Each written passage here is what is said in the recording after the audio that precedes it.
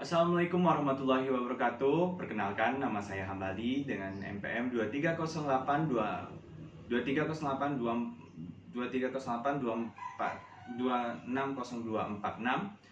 Di sini saya akan membawakan materi remediasi di blok Basic System Organ 1, yaitu BSO 1, yang dimana saya memilih topik mengenai sistem respirasi. Baik,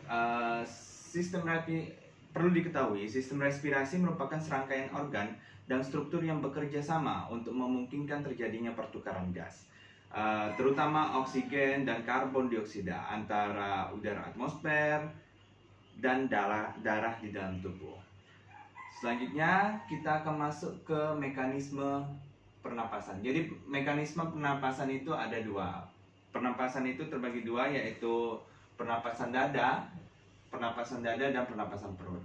Pernapasan dada ini terbagi dua lagi, yaitu inspirasi dan ekspirasi. Jadi di pernapasan inspirasi, proses itu tuh merupakan proses aktif yang melibatkan perluasan rongga dada untuk memasukkan udara ke dalam paru-paru. Sedangkan ekspirasi yaitu proses pasif yang terjadi setelah inspirasi selesai. Proses ini dimulai ketika otot-otot inspirasi, relaksasi, dan terutama otot-otot interkostal, eksternal, dan diafragma. Kita telah membahas pernapasan dada, selanjutnya kita akan membahas pernapasan perut. Dari pernapasan perut ini yaitu ada inspirasi dan ekspirasi. Inspirasi yaitu proses utama dalam pernapasan normal saat istirahat. Proses ini dimulai dengan kontraksi diafragma, kemudian otot membentuk kubah memisahkan rongga dada dan rongga perut, yaitu otot diafragma ya. Kemudian ada ekspirasi, yaitu proses pengeluaran udara dari paru-paru yang melibatkan pergerakan aktif otot perut. Proses ini umumnya terjadi saat ekspirasi kuat dan dipaksa, seperti saat berolahraga, batuk, ataupun bernyanyi. Dari sistem mekanisme pernapasan, kita akan memasuki yaitu hukum Boyle.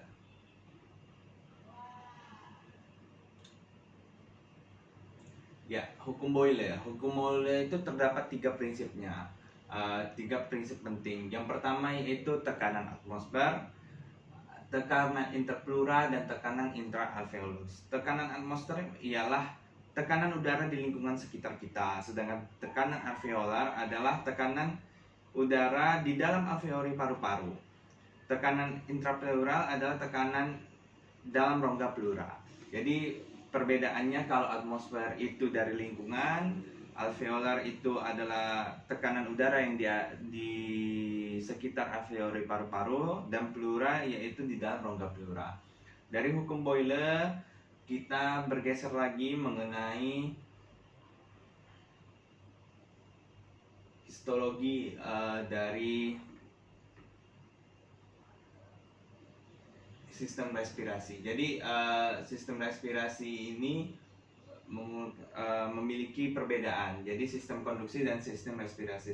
Sistem konduksi adalah saluran napas pada sistem konduksi dilapisi oleh epitel respiratorius yang sebagian besar merupakan epitel silindris berlapis semu berselia. Sedangkan sistem respirasi, struktur histologinya di area ini dirancang khusus untuk memfasilitasi pertukaran gas yang efisien antara udara dan darah.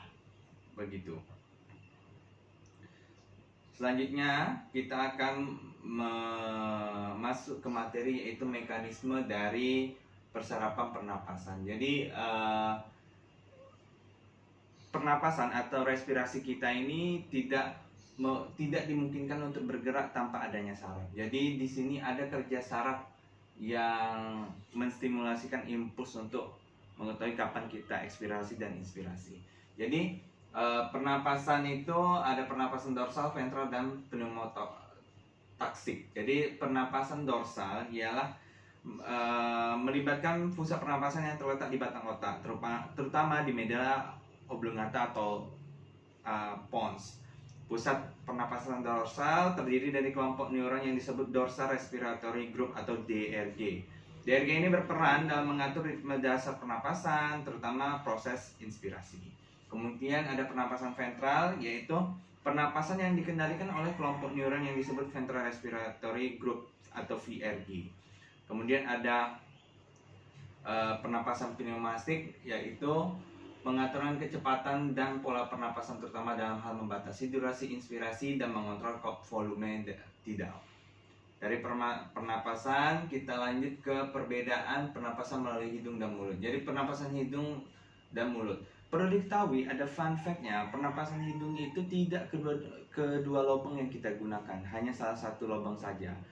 Kemudian kita kembali lagi, pernapasan melalui hidung. Udara disaring terlebih dahulu menggunakan bulu-bulu hidung. Jadi bulu-bulu hidung atau silia ini adalah benteng pertama untuk mencegah patogen-patogen masuk ke dalam tubuh kita. Kemudian ada pernapasan melalui mulut, yaitu udara masuk ke pernapasan tanpa disaring terlebih dahulu. Jadi karena tidak adanya silia, udara langsung masuk ke sistem pernapasan kita. Selanjutnya, gangguan sistem respirasi. Gangguannya ini ada beberapa gangguan ya, seperti TBC, influenza, pneumonia, faringitis, bronkitis, asma. Ini adalah gangguan-gangguan atau penyakit-penyakit yang terdapat di sistem pernapasan kita.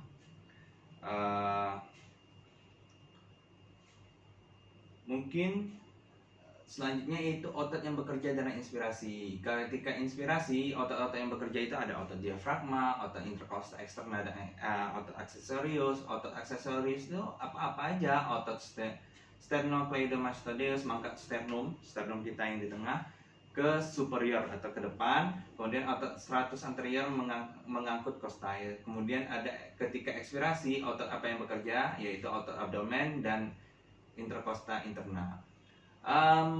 Mungkin ini saja yang dapat saya sampaikan mengenai sistem respirasi. Berikut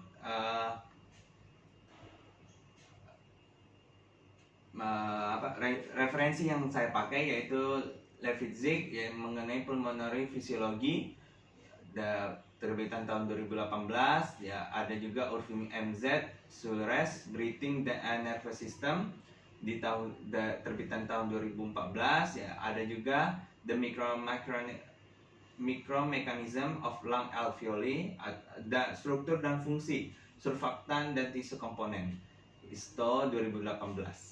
Mungkin itu saja video pada hari ini. Terima kasih telah menyaksikan. Saya akhiri. Assalamualaikum warahmatullahi wabarakatuh.